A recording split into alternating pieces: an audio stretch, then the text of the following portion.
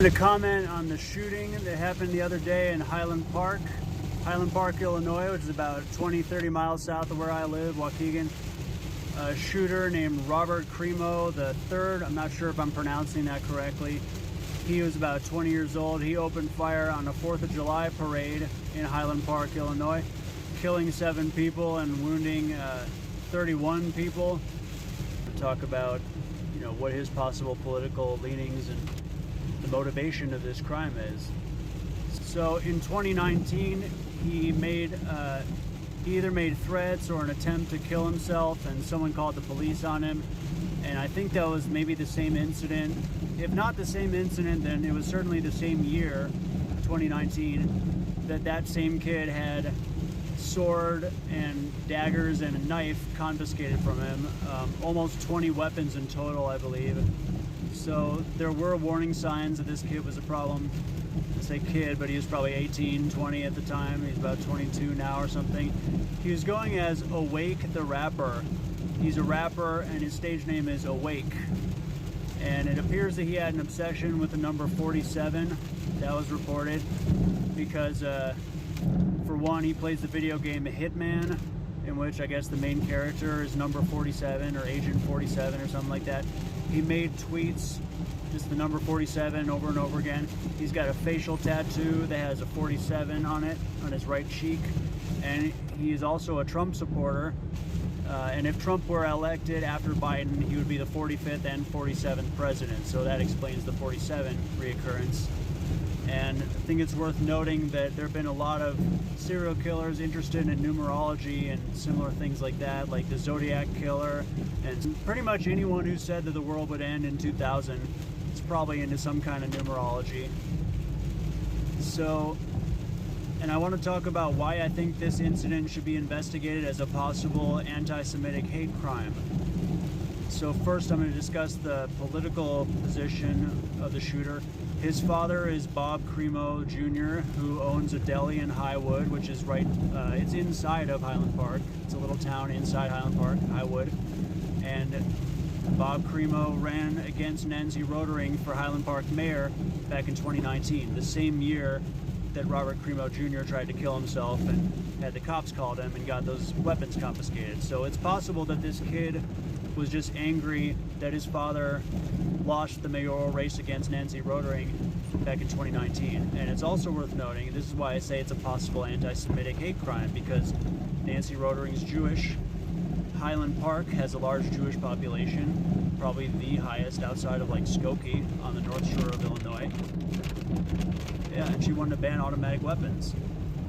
Her and the mayor of Deerfield that a few years ago were trying to ban automatic weapons with city ordinances to that effect. So this guy, Bob Crimo Jr., who's the shooter's father, he owns a deli in Highwood.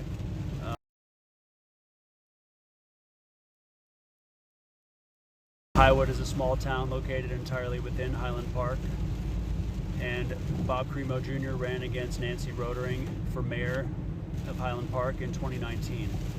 I wasn't able to find out Bob Crimo Jr.'s political affiliation on that ballot, but I think it's safe to assume he's a Republican because, for one, Rotering's a Democrat, and it's probably safe to assume that her only major opponent was a Republican. Also, Bob Crimo Jr. liked either a pro-gun or pro-Trump tweet, I think a pro-gun tweet, a while before the shooting, maybe a few days or a few weeks ago. And another reason it could be a Republican is that the shooter was pictured in his apartment, I think is in his apartment, wrapping himself in a blue and white Trump flag. And there's also a picture of him next to a guy who's wearing a red hat, probably a MAGA hat, and there's a Blue Lives Matter flag right over their head. So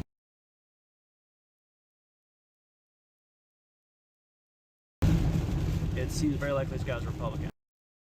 So like I was saying, Highland Park Mayor Nancy Rotering, back when she was running for mayor the last time in 2019, she was proposing a ban on automatic weapons, an ordinance banning automatic weapons within the city limits of Highland Park.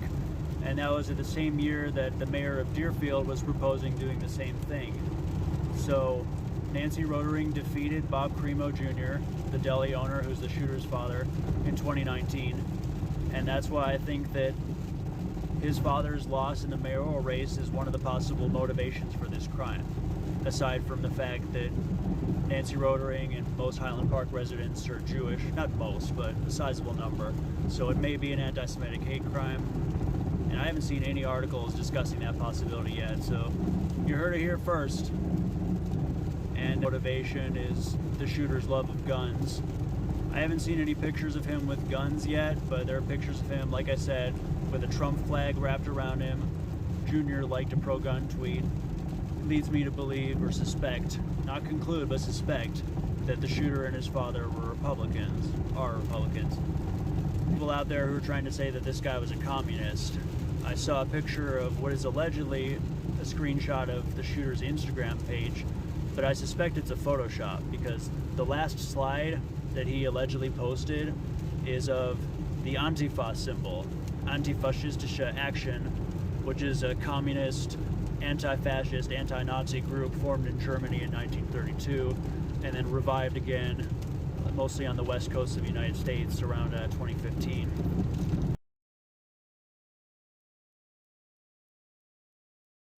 So I think that was a Photoshop. I think people are trying to paint him as a supporter of Antifa to try to make him look like he's associated with communists or the Democrats. It's like, well, excuse me, he's hanging out with Trump supporters and his probable Republican father shooting people with guns in one of the most Jewish suburbs of the North Shore of Chicago. So pretty sure he's not a communist or anarchist or left-winger in any shape or form. I can't think of a... So I believe the Instagram post is a Photoshop.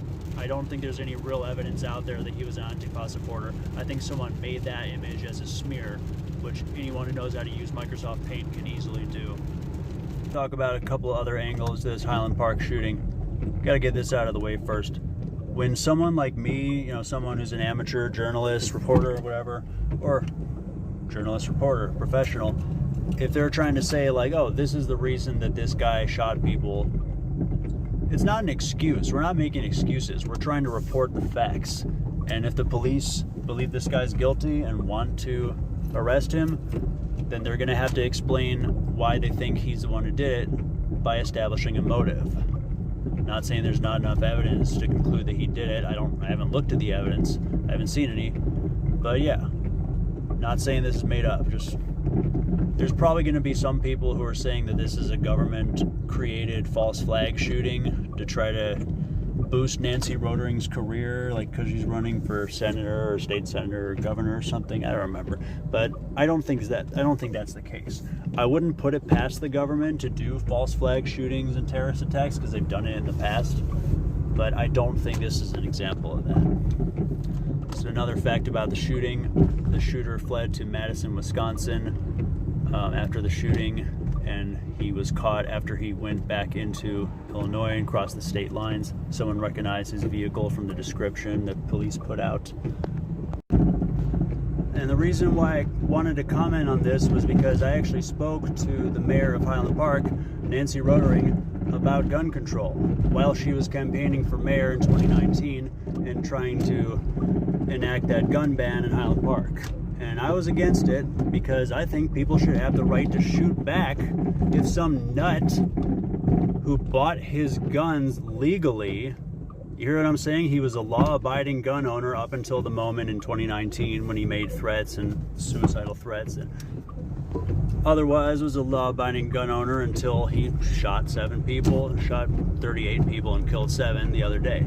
So more gun control legislation, I mean, enforcing current gun control legislation more strongly obviously wouldn't have solved this. Nancy Rotering apparently thinks that more gun control legislation is needed. I personally think that will still not be good enough, because when guns are criminalized, the only people left with guns will be criminals. Bad guys find a way around the laws. Good guys obey laws. Bad guys find a way around them. Bad people don't obey laws. You have to be ready to shoot these people. And I talked about Jews' rights to defend themselves against Nazis to Nancy Rotering in front of a group of 30 people. And she kind of humiliated me, saying, "Oh, you think the Jews could have fought back?" And it turns out the Jews did fight back. It was called the Warsaw Ghetto Uprising. I wish some Jew would have shot this guy. Expected to go with any mass shooting, it's going to be hard to find a happy part in here. It'd be ridiculous to expect to find a happy part. It's a very sad thing. And I just want to clear something up. Something that's sad is not automatically tragic just because it's sad. Like, I'm not trying to diminish the tragedy of the Highland Park shooting, but tragedy refers to a very specific thing, and that's when something is sad and ironic at the same time. And when it's ironic, usually it's ironic because it was avoidable. See, like letting the other Highland Park residents have a lot of guns so they can shoot back, so they can stop them after 2 kills instead of 7, that could have prevented this. And dare I say it, trying to be friends with kids or young adults before they shoot a bunch of people could have prevented this. I'm not saying we can go back in time, and I don't want to piss anyone off, but I did some research into the Parkland shooting. Nicholas Cruz, age 19, a young Hispanic man. Hispanic, by the way, is when you're Latino and white at the same time. Like, I don't have to go into details about that. Hispanic and Chicano and Mexican, and that they're not all the same thing. There's overlap. Know your terms. You're in America. So this kid, like, people said he was racist, but like, he was Hispanic. How can you be Hispanic and racist at the same time? Obviously you can't, but I'm saying at that young an age, high school age, if you're racist and also a minority, you were probably bullied into hating yourself by the white kids. I don't know for sure that's what happened, but like, Nicholas Cruz said he heard angels and demons after he got arrested. He was schizophrenic, and there were numerous reports that he was off of his medication. And also, his adoptive mother died, and he had an absent father, and his only friend was his half brother or his adoptive brother or something. He had no adults in his life to model good behavior on or even support him. He was left alone with no one at age 19. That's devastating. So yeah, someone could have become his friend. And there was that shaved head young woman, Emma something, her last name's classmate of Parkland, was at Parkland, and she said there's no way anyone could have made friends with him. It's like, he was scary, he listened to loud metal music. It's like, I'm sorry, but you gotta realize a lot of these white boys are angry, depressed, shoot people, end up shooting people. Their dads didn't want them to talk about emotion, or didn't want to talk about their feelings. Don't get emotional. So do me a favor. If you don't like shootings, talk to a white boy about his feelings for 5 seconds, please. I just have a few more comments about the Highland Park shooting, and a disclaimer before I say this. I just heard all this from a coworker based on what he saw on TV. I haven't personally seen the TV reports or had a chance to confirm any of this, but this is what I'm going to talk about concerning the Highland Park shooting. First, he was reported to have not been sociable at school, and he was isolated and alone. And apparently in his music and his social media posting, he depicted himself as alone, and that's kind of his character, his profile. Also, his parents didn't live together and were separated. So, like I was saying, children of divorced or separated parents are not likely to be isolated. And isolation of a child is a self-perpetuating cycle. The less they have friends, the less experience they get communicating with other people. That they develop communication problems and social problems and probably authority problems along with all that. Why did that separation happen? Was the dad abusive? Was the mom abusive? Were they both abusive? So he lived with his dad and uncle. He drove his mom's car. He had another shotgun in it, and it's possible that he could have gone on to commit more crimes or do more shootings if he hadn't been caught. Third, he dressed as a woman to get away and used a scarf to hide his tattoos.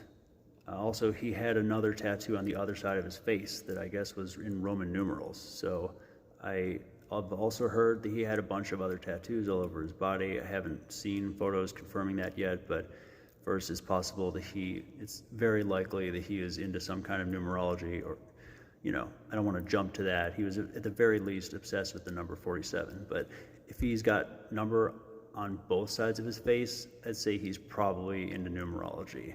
He's probably one of those serial killers who's into numerology. And fourth, he accessed an unsecured fire escape to a rooftop of either a high-rise or an industrial building. And if you want to understand conspiracy theorists, you'll understand that conspiracy theories usually arise out of conflicting reports. Like, oh, the government's or the mainstream media's version of what happened is different from what maybe a witness said on the ground. In this case, it's media reports, some saying it's a high-rise apartment, some saying it's an industrial building, I guess. Again, haven't confirmed that, it's just hearsay at this point. I also have heard that he had several million views, 3 million views on maybe YouTube. He depicted himself lying dead in front of the police, but it did not turn out that he ended up dead. He will have to go on trial. And he crossed state lines into Wisconsin in order to get away, so that means he has to be tried in federal court. And the federal district court nearest him is in Chicago. There's another one in Rockford, but I expect him to be tried in Chicago in the federal court building. And there was a post on Twitter saying, to those people who say that this Highland Park shooting is typical Chicago 4th of July mass shooting stuff, this is where Michael Jordan lived. This is where 16 Candles was filmed. Home Alone, Risky Business, Ferris Bueller's Day Off. This is not Chicago. This is one of the wealthiest towns in America. I just wanted to say that is a valid observation. All of those things are valid observations. But you got to understand what these suburban, these movies about the suburbs, these John Hughes movies. Also, he left out The Breakfast Club. That was filmed at Highland Park High School. What did John Bender's dad do to him in Breakfast Club? He burned him with cigars on his arms. 16 Candles, they forgot my birthday. That's a classic line from the... There's a lot of teenagers getting abused in the suburbs. That's why some of us turned into school shooters and heroin addicts and those kids in Lake Forest who threw themselves in front of a train a few years ago, and the kids who got abused by the lawyers and ice cream shop owner and judges that I've talked about in Lake County. Not judges, but there's corrupt judges connected to pedophile lawyers. So yeah, there's movies about the suburbs that depict wealthy people. That doesn't mean that they're not full of kids who are angry because they're being abused or ignored, pushed around by their parents or teachers or whoever it might happen to be. People assume that kids living in wealthy suburbs like Highland Park and Lake Forest, people will sometimes assume that they can't be abused, but they're experiencing problems like needing to have good grades in order to have a high allowance, needing to put up with their parents' abuse in order to get money or in order to get job advice or connections on getting a job, needing to put up with employers that want to flirt with them in order to get a good paying job. Just in general, putting up with abuse in exchange for money. That happens all the time in the suburbs. And there are directors who focused on this. Todd Solondz, John Hughes, John Landis a bit. And suburbs are not a place that are devoid of child abuse or the reaction to child abuse like suicide, drug abuse, and murder and mass shootings now. Suburbs are a place where people, and children especially, but adults too, parents, have to suppress their negative feelings in order to maintain a narcissistic portrayal that everything's all right, aka the typical suburban home where we have enough money. Meanwhile, they're blowing all their money trying to impress people. It's all a lie. He was allowed to keep his FOID card. That's the gun permit we have in Illinois, even after those threats in 2019 of suicide and killing his whole family, killing everyone. Also, I'm hearing reports that he visited a synagogue that year in April 2019, and I heard from my coworker that he was told to go away. Maybe they could detect that he was racist. I don't know if he was already racist. Either way, whether he was or not, it's probable that he felt rejected by them. And I just want to say I'm glad he didn't shoot up a synagogue. Doesn't make the parade shooting any less sad. Last point, Nancy Rotering turned Highland Park into an easy target, saying we're not going to let what would otherwise be law-abiding gun owners possess guns while they're in this town. And criminals don't obey the law. This kid decided he was going to kill some people at a parade. He had guns, allowed to keep his gun license even after he threatened to kill himself and kill his whole family. So it's possible that his father, who had business ties and ran for mayor, and political connections to draw on if he wanted to. Not saying he did for sure, but people are wondering whether his father may have helped him keep his FOID card, his gun license. Just comment on guns. The rest of this video is going to be about guns. Before we start saying, hey, we got to give the police a lot of money, let's give the Highland Park police a lot of money. Why weren't the police able to stop the shooting? They interacted with him 3 years ago. They knew he was going to potentially kill everyone in his family and himself. Why didn't they take away his right to have guns? Now they took away 20 knives and daggers and swords, but they didn't stop him from having guns legally. So yeah, maybe there's gun control legislation that could change in order to make it harder for people like him who have threatened to kill people or themselves, make it more difficult for them to have guns. But if it exists, it should be at the state or local level, and that's what Nancy Rotering has proposed. And we shouldn't have federal gun control for sure. We should have as local control as possible so that the corrupt federal government doesn't take away our right to run our communities as we see fit in case someone comes and shoots up people in our town and doesn't cross state lines in the process, unlike what happened with the Highland Park shooter. Another comment on guns is, if you want to blame the fact that people are able to have guns on the gun lobby, don't do that, because there's millions and millions, over 100 million probably, law-abiding gun owners in America, and they're not the gun lobby. The gun lobby may claim to represent them, but really, the gun lobby wants the police to have guns, and the NRA, they don't want black people to have guns. So there's libertarian groups and even socialist groups who stand up for the right of everyone, besides the cops and the bosses, to have guns. Support them. I wanted to give an update about that screenshot I saw that was allegedly of the Highland Park shooter, Robert Crimo III's Instagram account. And the username was awake_the_rapper_1776. So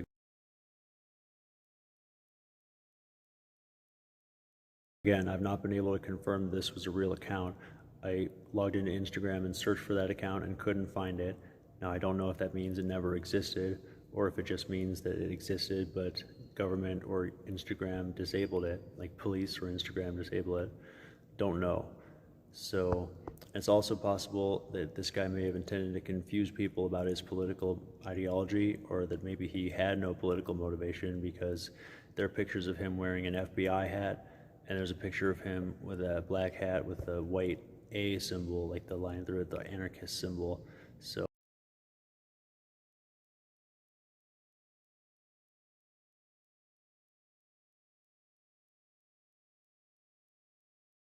anarchists in 1776 and FBI, maybe that means libertarian, maybe it means no ideology, don't know. I was kicked off Twitter, so I couldn't see the username of this person, but someone posted to Twitter claiming that they knew the Highland Park shooter and said that he copied aesthetics from the left and right, but I don't think he was any of those things. I think he was lost.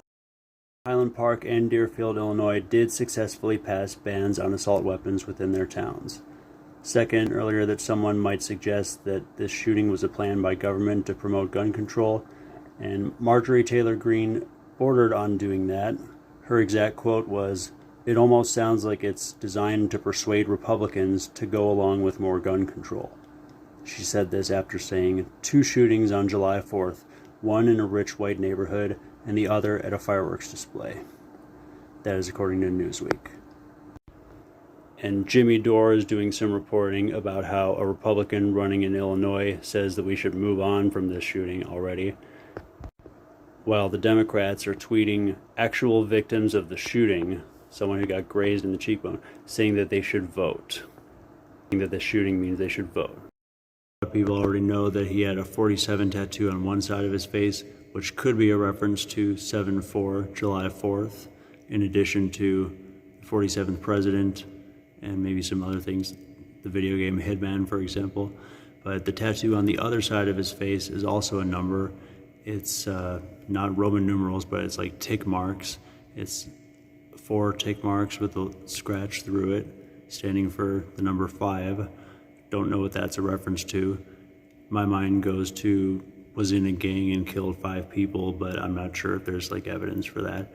So here's some other information. There's a picture of him supposedly with a tattoo of a Z with a line through it, which is associated with the Azov Battalion in Ukraine. I'm not sure if that's just an attempt to make him look like he supports Ukraine. I don't know if that's an actual picture of his real tattoo. Couldn't confirm that.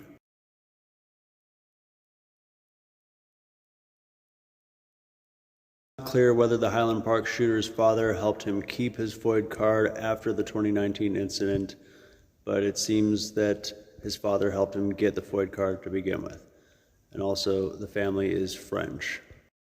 I want to give you an idea of just how stupid these politicians are, how they can't try to clarify something without accidentally revealing that the whole narrative that they're pushing is a lie. Now remember, J.B. Pritzker, the governor of Illinois, is part of the Democratic Party, the highest official in which is President Joe Biden, who's currently conducting a $40 billion war against Russia in the country of Ukraine. Just keep that in your mind, in the background.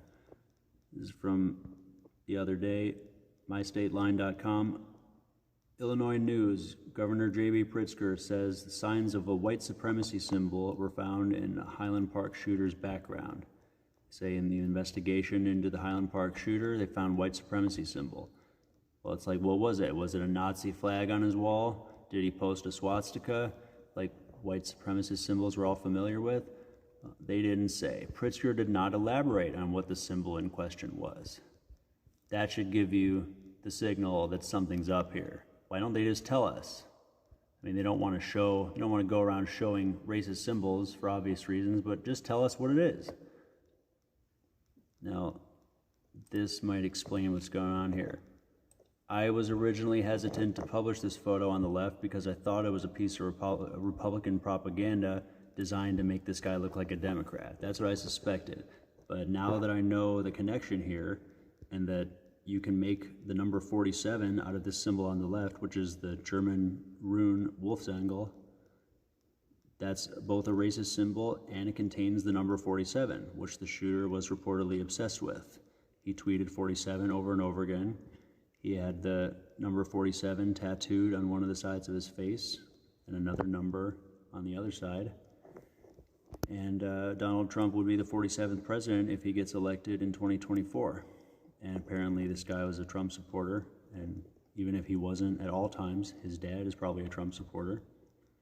So now that I know what the connection is, that this Wolfsangel, this ancient German symbol that actually predates the Nazi regime, Nazis weren't the first to use it. It's a German rune. It's a rune from before the unification of Germany. This was used by Germanic peoples. So it contains the number 47, which the shooter was obsessed with. So now I know this is not a piece of Republican propaganda designed to make him look like a Democrat. And I suspected that it was because this is the symbol associated with the Azov Battalion, which America is now funding to the tune of $40 billion. And here's a picture of the Azov Battalion with the swastika in the back and the Wolfsangel on the back as well.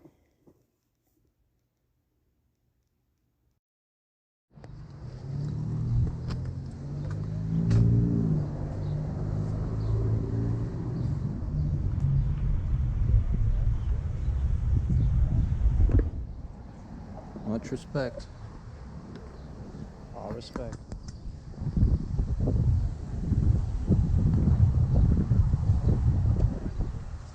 It's downtown HP. All respect. Place to the families.